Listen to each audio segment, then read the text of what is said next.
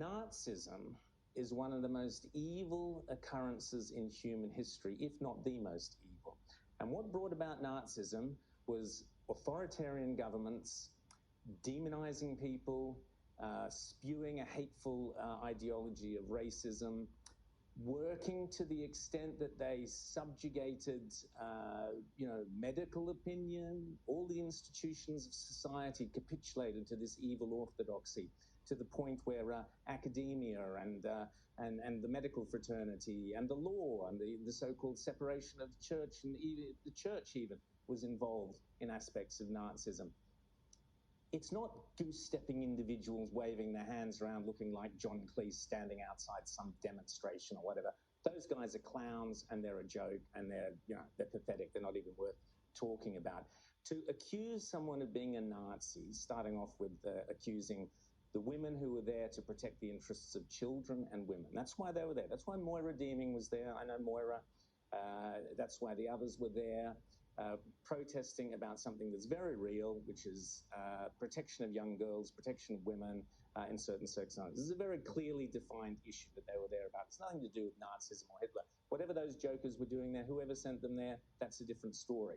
But to then draw a link and to try and suggest that good people, good, honest people, just simply women protesting about something they feel strongly about, to equate them and link them to the most vile and vicious, evil use of power in the history of mankind is sickening to the stomach. And anyone who does that, who seriously holds those views, if Dan Andrews seriously believes that, or Mark Dreyfus seriously believes that, they are beyond contempt. They are contemptible, because the only thing if we fear Nazis, which we are right to fear Nazism doesn't grow out of some idiots goose-stepping around Flinders Street or wherever.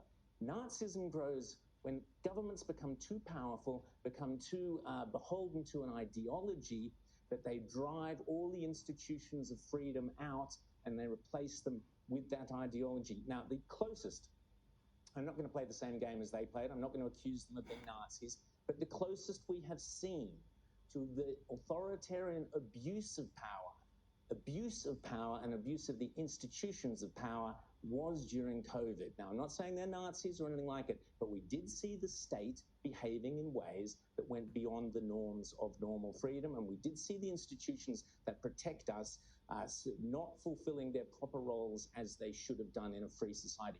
That's where we should be focusing, on making sure that no government has the power, that all our courts are there to operate the law free of politics, that our institutions, our medical institutions, our academic institutions are there to operate free of ideology and free of political beliefs. We are not seeing that in this country. We have to suppress that, not name-calling decent, worthy people like Moira Deeming. And shame, finally, on the Liberals in Victoria yet again.